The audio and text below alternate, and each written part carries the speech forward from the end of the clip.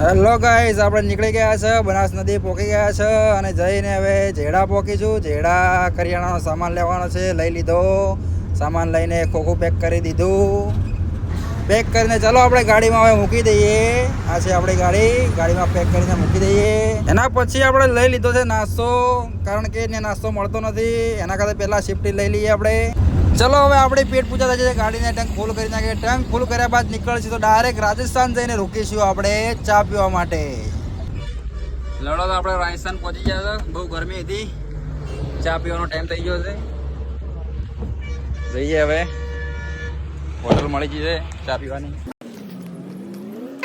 ચાલો હવે આપણે તો ચા પી લીધી, પણ ગાડીને પણ થોડું કેમિકલ પાઈ દઈએ, તે રસ્તામાં આપણે જો માંગવું ના પડે.